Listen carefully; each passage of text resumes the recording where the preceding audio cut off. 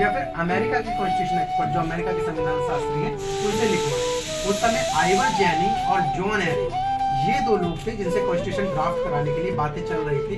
तो सहयोग से उनमें से एक आइवर जेनिंग जो अमेरिका के संविधान शास्त्री थे वो इंडिया आए हुए थे और मद्रास में रुके हुए थे और संविधान लिखने के वो पैसे लिया करते थे। कई देशों के संविधानों को तो पैसे लेकर उन्होंने लिखा थे। तब नेहरू जी ने अपने पीए को उनके पास भेजा ये कहकर कि आप आइवर जेनिंग के पास जाइए और उनसे कहना कि वो हमारा भी संविधान लिखे और उनका जितना भी पैसा होता है, जितना भी उनका चार्ज बनता है, उनसे कहना कि हमारी गवर्नमेंट आपको डबल पे करने के लिए, दोगुना देने के लिए तैयार है, आप हमारा संविधान लिखिए। तो जब नेहरू जी के पीए ने आइवर जेनिंग से कहा कि हमारी सरकार ने प्रपोज किया, ये प्रस्ताव रखा है कि आप हमारा संविधान लिखिए और आपका जितना भी पैसा होगा उसका डबल पे करने के लिए हमारी गवर्नमेंट आपको तैयार है। तो देखिए इस बात को सुनकर ही पहले आइवर जेनिंग बहुत हंसे, फिर बहुत नाराज हुए और नेहरू जी के पीए में बहुत फटकार लगाते।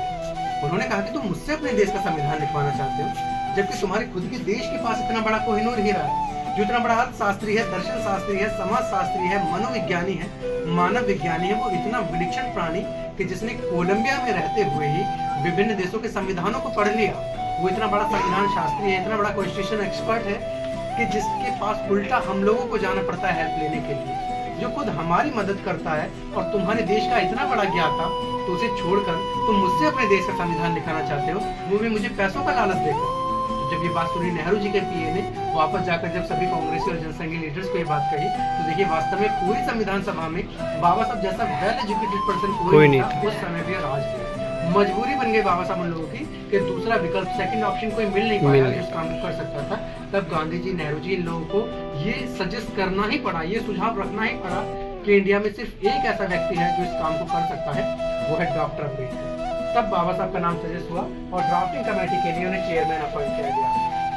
ठीक है, और इस ड्राफ्टिंग कमेटी ने फिर हमारा संविधान हमें दिया 2 साल 11 महीने और 18 दिन में हमारा संविधान बनकर तैयार हुआ और उसी के साथ भारतीय संविधान विश्व का सबसे बड़ा लिखित संविधान बन गया, रिटन कॉन्स्टिट्यूशन, और भारत विश्व का सबसे बड़ा लोकतंत्रात्मक गणराज्य बन गया। संविधान बनने में जो कॉस्ट आई, जो खर्चा आया, अगर एक राउंड फिगर में हम बात करते हैं मोटा मोटा, तो लगभग 64 लाख रुपए, 64 लाख। लेकिन उसका एक्चुअल अमाउंट जो मैंने पढ़ा वो 63,96,700 रुपये, 63,96,729 रुपये। ठीक है।